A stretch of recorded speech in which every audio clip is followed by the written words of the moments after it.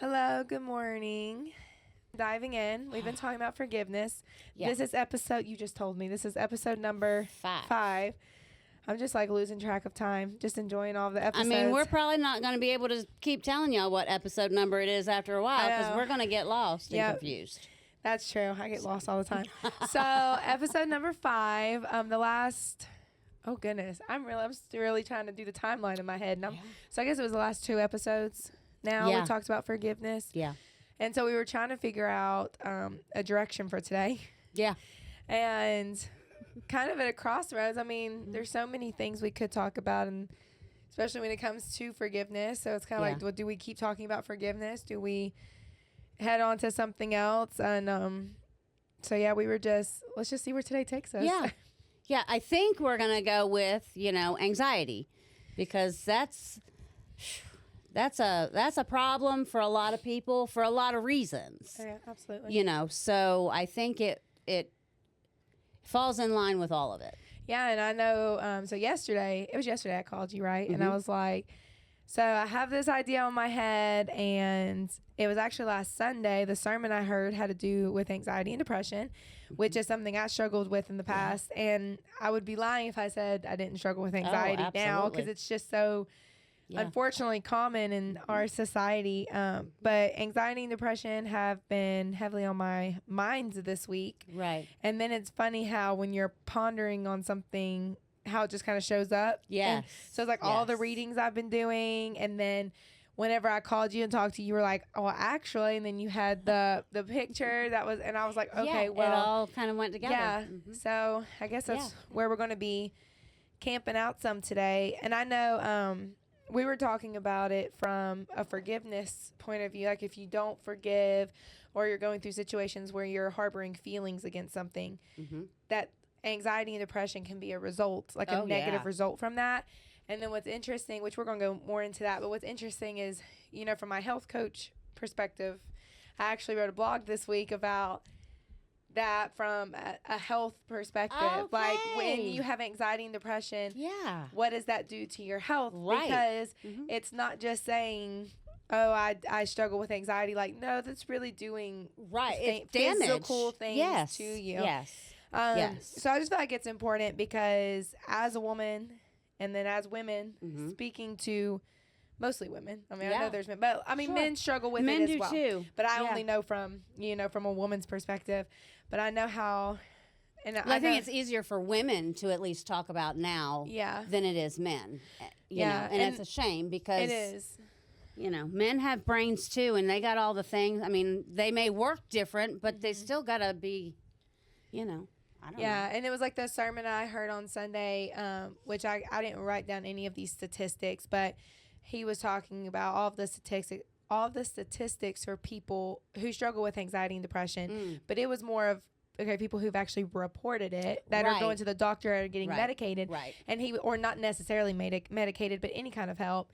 And then he was like, well, let's think about all the people ones that don't. Yeah, that they just sit in silence and they're just having their own issues behind closed doors. And so that's what I was hoping to bring here today is like, maybe we can talk about just some different things with anxiety and depression and hopefully be a light or encouragement to everybody, but especially those who do feel like they're alone or sitting, behind those closed doors and think that they're just struggling by themselves. Absolutely. Well, anxiety, depression, that's always been a thing in my life, my whole life, I think, as long as I can remember anyway. And I too would be foolish to say that I don't struggle with that anymore. I do, but I don't. Like I can catch it now. If I'll get down a rabbit hole, and go, gosh, places nobody needs to be going. But you've got to bring it back. Like I have to say to myself, whoa, you got to stop and focus, refocus. Like I have to actually tell myself that. Because if I don't, it won't stop. When, for instance, when my mom was sick, just as an example, I guess I could use anybody for any day, I guess. But when she was sick, she was worried about all the things that we didn't know yet, like her dog, for instance. What we're going to do? Okay, can we worry about you first? But the anxiety for me always stemmed from, well, what about when this happens? Well, what am I going to do then? And what about if this happens? What am I going to do then? If you don't bring it back, what am I going to do right now? Your anxiety, and that's exactly, because I was telling you the verse that I was going to talk about today. I'm actually going to reuse some of the stuff I heard from the sermon on Sunday. But the sermon was about part of the Sermon on the Mount in chapter 6, Matthew chapter 6, starting in verse 25. And like in my Bible, it says the title is The Cure for Anxiety. Yes. And then you mentioned, like worrying about the right now. So that's kind of like skipping towards the end of that is the point that was made is, well, I thought I had it together, but no, I'm just kidding. But at the very, very end, right before chapter 7, the verse literally says, therefore, don't worry about tomorrow, because tomorrow will worry about itself. Each day has enough trouble of its own. Yep. And so that's something like lately that I've really been trying to focus on is that's not saying you can't plan for the future. Right. Like, let's have plans. I mean, my husband's a financial advisor, so of course we make plans. Right. Like, it's okay to plan and prepare. Yeah, but that does not mean you have to worry or because like my thing is, which I think I've said this before, I'm an over processor and an overthinker, and I know I do that. And so if a situation presents itself to me, or if we're planning for the future or whatever it is, I want to sit, I want to think, I want to process. Let me think out every single detail, and that's where the anxiety comes from me, because then I'm like, oh, what about this detail? We don't know about this. And then it's like, when I say you have to stop, I mean myself. I'm talking to myself here. Like, I have to stop thinking like that. Right. And it's like, okay, again, it's okay to plan. It's okay to be prepared for what may come. But like I've been telling myself lately, I'm not even guaranteed tomorrow. You know, I may not wake up tomorrow. So it's okay to have plans and be prepared. Yeah. But it's no use to sit and worry about stuff, right? Because ultimately it doesn't matter. Like, you worry about today, you live in the moment, and then just like that verse says, right? But tomorrow will worry about itself. So I really like that. But there's so much greatness in there where it says the cure for anxiety. And then it's interesting too, because when I go back and read my notes, I'm like, man, if I were to say that, somebody'd be like, oh, that's such a church answer, because it's like, well, Jesus is the answer. But it's like true. But there are so many times, which what I liked about what I heard this past Sunday is there was more depth to that, because I understand when people say the answer and then they'll be like, Jesus. Right. Just go to Jesus. Right. That is 100% true. Right. But how? But then I just feel like as Christians, we never go into the depths of like, what does that look like? Right. Like, are we praying? Or are we meditate? Like, what are we doing? What are you doing? What does that mean? Yeah. And so I just really, if you haven't read that part in chapter 6, I highly recommend you going and reading it, just because it's so comforting when you really do think about anxiety. Yeah. Because he brings up the birds, Jesus does, and he's like, are you worth more than they? Because we are. We were made in the image of God. And so it's like sometimes we worry about stuff that like ultimately it doesn't matter. Right. And so we probably should be asking those questions. Like, sorry, I'm kind of like rambling a little bit. I love it. But yeah, sorry, I'm gonna let you talk for a little bit, and then I'll go back. That's really good. I mean, I could talk all day about anxiety and depression, because I have always struggled with it, but especially after my first, I had postpartum depression so bad, where I was just like, I have hit the rock bottom of depression to where I was just done. I don't know what that is like. Yeah, like, I don't know that. Thank God, because he knows what he's doing. If he had given me that, I'd have been I'd have wore that white jacket that makes you hug yourself real good, you know? Yeah. Yeah, there's no way I would have survived that. No way. Because then you got all those crazy hormones that go on top of all that craziness. And I don't think that I would have dealt well with that at all. And I can't imagine, I don't know what that's like. I've heard, and I hear more about it today than I ever have before. My heart goes out, for real, because I can't imagine all of that. But I think with that, though, this was for myself. There was a lot of self-doubt and a lot of, which actually one of the notes that I have here is self-perception and comparison, which I know I've talked about comparison before. But I know especially for me at that time, I'm trying to think. I think I was 25 when I had Benjamin. And I was a teacher, and I had a commute out on the low end, 45 minutes one way if I didn't hit traffic. And so between teaching and commuting and having a new baby, you know, when you're a mom, I mean, honestly, that's a lot. This is my honest opinion on it, and somebody's probably going to get mad at me for this, but when you're a new mom and having to watch somebody else raise your baby, that's heartbreaking. That is hard on somebody. Ooh, that's heartbreaking. In my opinion, it doesn't matter necessarily how successful you are when you're having to ask somebody else questions about your own child, like what do they like to eat, what do they like to do, like that really is like, that's when you start having the mom guilt of, am I a good mom, I'm not a good mom, like that. And that's when you start dealing with all the emotions. And so that was part of my thing, is it's like I was gone before he woke up, came home and maybe saw him an hour in the evening before he went to bed. So ultimately I wasn't seeing my baby that I carried for 9 months and gave birth to. And I think that's where a lot of it stemmed from. So I made some sacrifices in my life to make that not the case. I mean, it still wasn't like perfect, but that's why like I understand, you know, postpartum depression. And I do feel like a lot of it comes from comparison and like trying to figure out who you are. And not feeling good enough in your own skin. Well, I have said before, and I stand by it, you know, we grow up, you know, we learn what we learn, we grow up, we move on, we become moms, parents, dads, whatever. And we think we're good, we think we're whole, we think we're fine until we start raising these little people. And then we're like, oh, no, I'm not fine. I didn't have to worry with that. Like I was able to stay home when but it was a while ago. It's hard today for one to stay home and the other to go to work, you know. But it that's the way it's supposed to be. As a mom, you're supposed to be home watching your babies, raising your babies, to be the people that you want them to be, not who, you know, Sarah Joe down the road wants them to be. See, that's where I was like, people probably not going to like me for my opinion.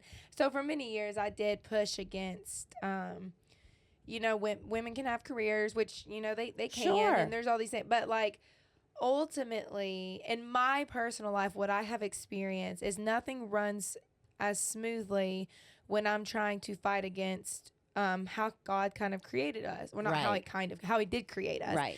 And which I have said this before, like now I am staying home and I do feel like my life is completely different than it ever has been. I hate to say it, I mean, because you looked fine before, but you look a lot better. You look less stressed. Like, it's just different because it's like, it's not saying I'm not busy and I'm not doing things. And but you like, are stressed still, but you don't wear it like you did. It's just different because it's like, I remember I grew up with a stay-at-home mom and my dad was the worker of the family. He, you know, he's done construction and painting and preaching and he was the worker. And that's how I grew up thinking. And my mom was the homemaker. She was the one, she did everything at home. She ultimately created the atmosphere. She, you know, cooked the meal. She did the laundry. And I was raised, and this is not from my parents, this is from the school I went to and the community I was in. I am in the generation where it was pushed that I go to college and I get a job and I get a career. And so I fell down that path of, this is what, you know, girls are powerful too, boss babe, you know, like all this kind of stuff. Like you can be successful. And then ultimately, like now I feel more successful in my life going back to traditional values of taking care of my family and taking care of my kids. Like, my kids had the flu recently. Guess what? I didn't have to call nobody to try and take off of work. Didn't have to ask for permission to take care of your baby. And I just did. I just took care. And that's great. I made food. And so it's just, again, that's not saying people can't have jobs, and to each his own. Everybody's different. I just know for me personally, I've had both ends. I've had working full time. Doing the crazy life, trying to have kids and have a family. And it was ultimately not sustainable for us because it caused tension in my marriage. It was just everything. I didn't have good solid friendships, my relationships in general. I mean, it was just everything was just kind of ultimately plummeting. I mean, it was just a lot of effort to keep up with anything.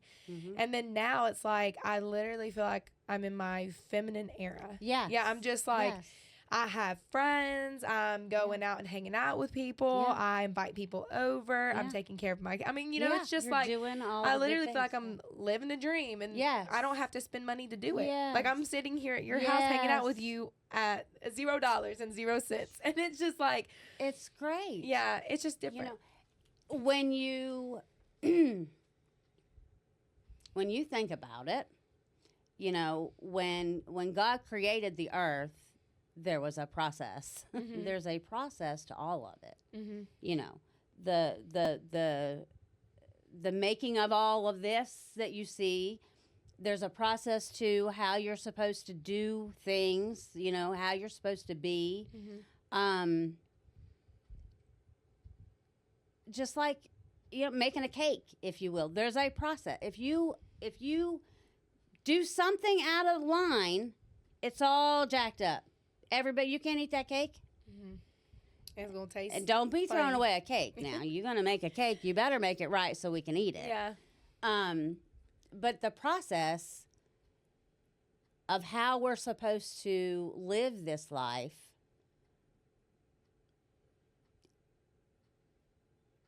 is made out. Like, there's a to-do book or a guidebook, if you will. The Bible. Like, if it tells you all of that. And when you really think about how God made man versus woman, we are different. Right. And I mean, sometimes I'm like, I hate to say that, because we do live in a world where people are trying to make us equal. And it's like, I'm not equal. I'm not going out there to cut the wood down. I'm not. All these women doing these home projects and cutting wood. And I'm like, no offense to anybody, but I'm perfectly fine being a girly girl asking my husband to come use the saw. I don't want to learn how to use the saw. I like my fingers. Yeah.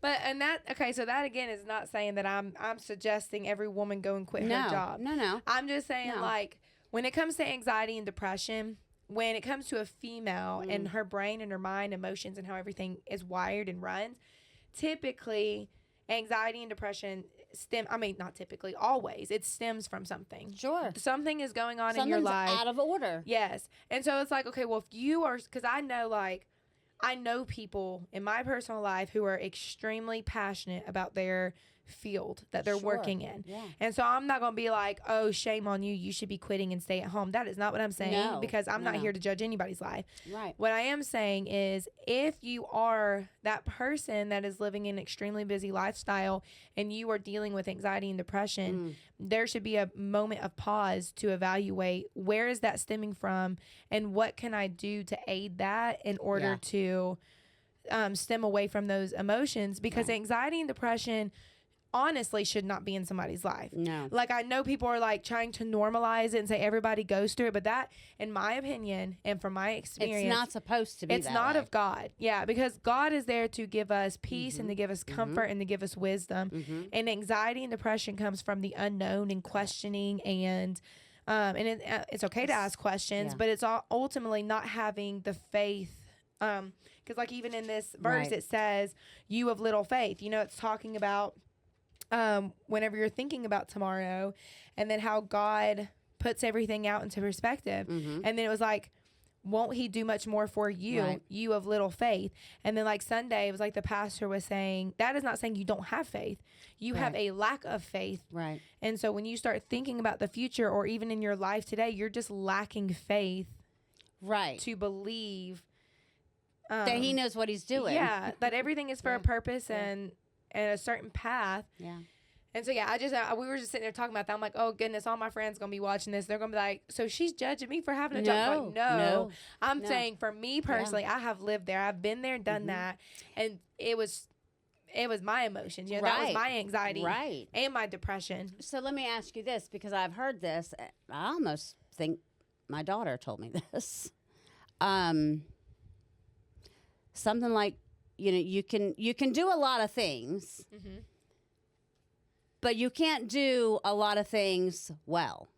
Like, you're only going to be really good at, like, if you wanted to be a mom, but you wanted to have the career, and you're really good at being a mom, and you're really good at this career, you're not going to be really good at doing both. Yeah. You're going to have to pick one. Yeah. So which one's going to fall to the wayside? Your legacy or your pocketbook? Yeah. Like, that's how I saw it, you know. Not that I chose to work or not work, all the things, you know. Like I said, when my kids were little, I didn't have to worry about that. Thinking at that time that they're babies, they need me more, only to learn later that, no, I think they really need you more when they get older. You know, the teen years or whatever. Well, those were the years that I was at work. You know, so there's that I contend with, because, you know, you gotta forgive yourself for doing all the things. You gotta eat, right? I mean, and the way that society has made it nowadays, you can't live on a one income house. I mean, they make it impossible, you know. Unless, of course, you've got that really great job, the one part, but that's very few. I was talking with someone this morning, and our conversation actually had to do with some stuff similar to this, or like conjoined with it, but it was like, you know, I live in a smaller house, and like I'm very content. I'm very happy with my house. And, you know, having this third baby, a lot of people always make the comment of, well, so when are you going to move? Oh. And, you know, it's not that we haven't looked into moving. So for a while, we always kind of go back and forth and look, but then it's like a couple of different factors. One, houses are so expensive. Moving, aside from the house cost, you forget that is expensive. But aside from all of that, like, I have really been trying to teach myself how to be content and happy where I am. Yeah. And so in doing that, I have fallen in love, which I have reminded myself why we bought our house in the first place. And I love my house. Yeah. And so then it's like, people back in the day used to have way more kids than what we have in a much smaller house, and they made it work. Absolutely. And I have no urge to move for the sense of space. Right. But I do feel like a lot of conversations I have with people is, I have this many kids and each one has to have their own bedroom, or I have to have this much space. And it's always, and the conversation I actually had with somebody this morning was literally, like, we don't know how people are affording houses. People are living well above their means just to have this, you know, quote unquote, wonderful lifestyle. Right. I'm like, there is not, like, I have talked out with my husband, like, how wonderful does it sound and feel to be in our, like, middle ages, whatever that's considered nowadays, and having no mortgage. Right. Or, you know, our house, in my opinion, is a perfect empty nester house. Yes. And we're only going to have kids for such a chunk of our life. Such a short And then they're going to be gone. Yeah. And so it's like, we can have so many memories and laughs and wonderful times here in this house. And then before we know it, they'll be gone. Yep. And then the fact that I can vacuum my whole house with one little plug in, I was like, I can imagine myself being like in my 70s and 80s trying to clean that. It's so doable. You know? And yeah, so like that's where my mind goes. And it's like, okay, could we afford something quote unquote bigger and better? Like, yes, we could. But to what purpose? Right. And so I just feel like that's a lot of things nowadays is, we have to have two incomes in our house because we have to have this, and this, and I'm like, but yeah, you really don't. Right. Like, you want those. Let's go back to elementary school. What's the difference between a want and a need? Yep. So it's like, if you want those things, that's great, but say that. I want a such and such house with this many bedrooms and I want my kids to have this. And it's like, that's fine if you want that, but don't say need. Right, because you don't need it. Kids don't need their own bedroom. No. I have 2 kids that are sharing a room, and my baby's probably going to end up in the room with them because we don't have another option. Right. But, you know, it's like you do what you have to do. I don't know where I'm really going with that. I feel like I'm rambling. Yeah. But knowing that can also help get rid of that stress, that anxiety. Absolutely. You know, because the anxiety comes from the enemy. But it's so easy to get in there and for whatever reason we like to hold on to that. You know, we don't want to let that go. We want to mull it over. You know, and I couldn't tell you how many times a day, really, that I have to say to myself, you need to focus again. Get back over here. I mean, it's like trying to train a child, you know? You've got to... I've started doing that too. So, like, especially, you know, if I am at home doing anything, like cleaning the kitchen, whatever I'm doing, folding laundry, sometimes I'll have these thoughts pop into my head. Yes. And for the longest time, I didn't know what to do about it. Yes. Because I was like, my thoughts are getting the best of me. But lately I have been doing that. When a thought comes in, I'm like, well, what else am I to do but to say, God, get that out of my head. That's right. There's a spot, and I don't know it right off the top of my head, but in here it does say you are to take every thought captive. Yes. Every thought. Because your mind, will take you places that you never dreamt about going. And your heart will let it. Because you know, when you get into that rabbit hole, I mean, because it, you know, and if you don't snap out of, I mean, I hate to tell y'all where I've been going down that rabbit hole in my head. I mean, you know, days and days, months laying on my side in the bed just because. You know, what are you doing? Well, I don't know. It'll get you. I can't live today without intentionally always knowing what I'm thinking. Does that make sense? Because I daydream a lot. I don't know, like, or folding clothes or whatever. I'm thinking one thought leads to another. It never ends good. Yeah. Never ends good. You know, and folks will come at me with, you know, we got X, Y, and Z to do, or this list or whatever. And some of that's, you know, 3 months ahead. What are you doing over there? I'm going to need you to have to back up. Come back to today. What do we got to do today? Okay. Today's too much. Give me the next hour. Like, I had to retrain. It's really hard to retrain your brain. It is. I agree. But it is true, you know. I do believe the mind is so powerful, and that is where ultimately depression and anxiety stems from, is Satan having a field day. Yeah. And getting in there and knowing exactly what he can say to you, what he can do to your life. Right.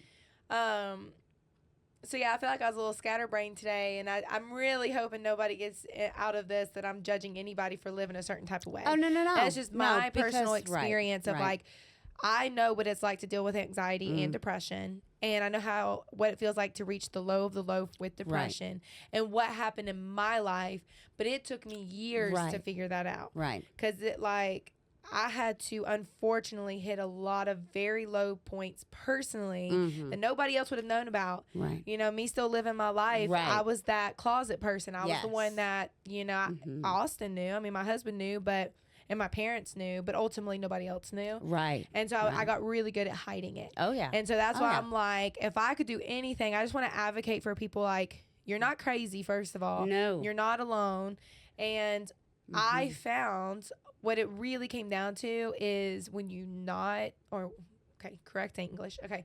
When you don't keep it to yourself when you find your person. And my suggestion is find your person outside of your family. Yes. Not saying you can't tell your family something, but when you can get outside of your circle and find you a friend or a person that you can just talk things out with, it is like a life changer. Yeah. I agree with that. Yeah, it really gets you out of that slump in that area. And then again, it's just figuring out, because God has a purpose and a call for each individual person. And I truly believe for myself, he had a certain call for me that I kept ignoring. Yeah. Or I kept thinking I knew better. Right. And that's really what it came down for my life is like, I know what I'm doing. Like, do you see where my life's at? I'm doing great. Thank you. And so because of that, my mind and what was happening around me was pushing against me. Yeah. And so my biggest suggestion to everybody else is, like, if you are dealing with anxiety and depression, like, you really need to sit and analyze why. Yes. Like, where is it stemming from? Is it a financial burden? Is it a family thing? Right. Is it like why? Right. Is it you? Are you sitting around like we did, and are you captive by your thoughts? Right. Are you self like the way you think about yourself, is that's what causing it? Right. All I got to say to that is stop worrying about what other people think. Right. Been there, done that too. Yeah, and that's hard too. It is. It's all very, very hard. But then the part with this and just, us talking it out and then hopefully talking to more people about it is the community aspect of it. Find your people and talk about it and understand you're not alone. No. You're not crazy. And this is part of the hard life. And unfortunately, women suffer from it a lot because we are mental, emotional people. We're not as fortunate, as I would say, as men who can literally, what's the word?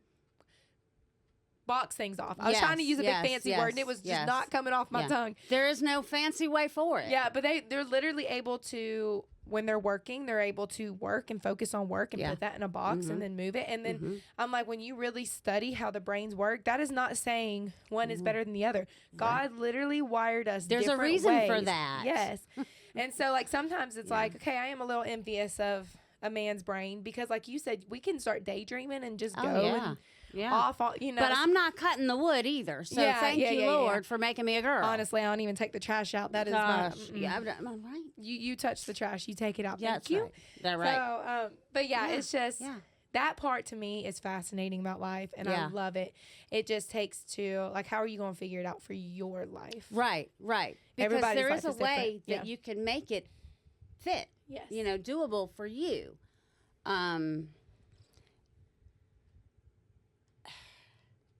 You got to take care of yourself. Because if you don't take care of yourself, nobody's going to take care of you. Especially being a woman, because we are the nurturer. We do take care of everybody. So when you leave yourself out of that equation, you're not given as much as you really think you are. I have learned. Because I thought I was given a lot to everybody because I felt like I was. But I wasn't giving anything to me. I was giving everything to everybody, but when you've got nothing, then you've really got nothing to give. Yeah. And that's where I had come. Honestly, I do feel like that's where a lot, like what I was saying earlier about, I was raised in a time when it was, well, you need to go get a degree. Women need to go, you need to be, do all these things as a woman. You need to. And so that was what I was being preached by the world. And, when I really think about it, taking care of yourself. And I think that's what it was is when you listen to some people talk who are of an older generation than myself, it was, I sacrificed for so many years. Yeah. And, I watch some reality TV. I'm not like a huge reality TV person. Right. But there are a few shows that I'm like, I really like Survivor. And I know reality TV is probably all scripted and fake, but sure. They're saying it's real, so by golly. As many times as I've seen older women come on the show and they're like, however old they are in their 50s or 60s, and they're like, my kids are grown now and I sacrificed for so many years and now this is about me. And I'm like, I think that's honestly what it was is as women, we do need to find a way to replenish ourselves daily. Yes. And then find that thing that fuels me. Like, become a little selfish and it's like, what do I like? Is it me sitting at home painting my nails? Right. Is it me doing a hair mask? Is it me, like, whatever it is? Do I need to ask my husband to watch the kids so I can just go sit somewhere for whatever it is? Find your thing that replenishes you. And then that could be a lot, because then you start thinking about yourself a little bit more versus everybody else. Give yourself a little bit of credit and love yourself. Because think about what all you're doing. Yeah. You deserve a break, man. And that's why I got to tell my husband now, I'm like, are you growing organs inside of you? That's right. I got a big job. Okay, thank you. Right now, I need a minute. Yeah, but it's like, when you really sit, which you also can't get into the comparison game because I accidentally got wrapped up in that a little bit. But even like staying home, you want to be positive about it. You don't want to be like, well, this is what I'm doing compared to what you're doing. Right. If you just think about yourself, like, I do a lot in a day. I help the kids get up. I feed them breakfast. I walk them through some daily chores. I clean the house. I do the laundry. I'm like trying to think of what else. All the things. I'm like, it really is a lot. And it doesn't ever stop. No. And if you're doing that on top of working. You're never on a vacation. Like, there's no true. Yeah. So you just got to find your thing or your people or whatever it is that as a female for yourself replenishes you. Don't think about when my kids are such and such years old, and like, no, think about yourself right now. Yeah.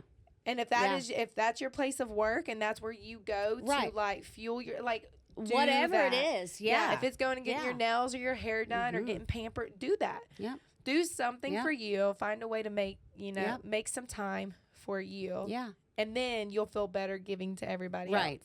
Right. And it helps. Yes. If you're feeling depleted and nobody is doing for you, and you start going into that woe is me kind of thing, and why am I doing this for everybody? And then you get a whole nother way. So, you don't want to be resentful. You can't. There's got to be balance. And if you're not bringing in the balance, then you're not doing it right. I'm just going to say it like that. If you don't have the balance, you're not doing it right. I don't care. Now, how to find that balance, well, that's let me know when you figure that one out, because I'm still working on it. I mean, I think you're always working on it, right? I'm a lot better at it now, being intentional with making my schedule each week. Pencil in yourself. I mean, come on. You matter to a lot of people. Yeah. You got babies you're taking care of, a husband, whatever, spouse, whatever. You're important. People that's like need I've you. had to start waking up at a certain time before my kids and my husband, because I need a moment to collect me before I have to turn it on for everybody else. Yeah. And it really does make a difference. It's like when I can just have a moment, even if it's like 30 minutes, just to wake up and get my brain going and be like, okay, now here comes everybody. Yep. And it's like, then I'm ready. But if I'm rolling out of bed when they're rolling out of bed, then it's like it is overwhelming. A game changer. Yes. Would you not agree? Yes. It is a game changer. 100%. Yep. I agree. Yep. And luckily for me, I learned that years ago. But that is also how I started. I will take 30 extra minutes. I will get up 30 minutes more, I take a nap later, whatever the case may be. Yeah. I don't know. But in the beginning, for me, because I didn't know who I was, you learn who you are in that moment. It changed everything. But it started with me and my mindset, You change your mind, you change your life. And I believe that 100%. I agree. 100% I believe that. Absolutely. All right. Well, thanks for having that conversation with me. You're very welcome. I love it so much. Well, thank you, everybody. Yeah, thanks for everybody who listened. And I hope you found something out of that. That was encouraging, because when I'm like reflecting, I'm a big reflector. Oh, yeah. I'm already thinking back on some of the things we said. And I'm like, oh, gosh, I really hope that came across more encouraging than I probably sounded. No, The idea of this is to be encouraging, and sometimes, and I think that's the comparison part in me, is when I start talking about what I've gone through, I'm like, I really hope people aren't thinking I'm like looking down on them or judging them. I'm just speaking from my experience. I would hope not. Yeah, no. Yeah, so I hope if you watch this, even if you're at a different stage of life or doing something different, like you still found something to resonate with, or that you felt enkeraged with. If not, but for I'm you, sorry. I'm going to cut in right here just a second, because here's the deal. Like, I get what you're telling me, but you've done both.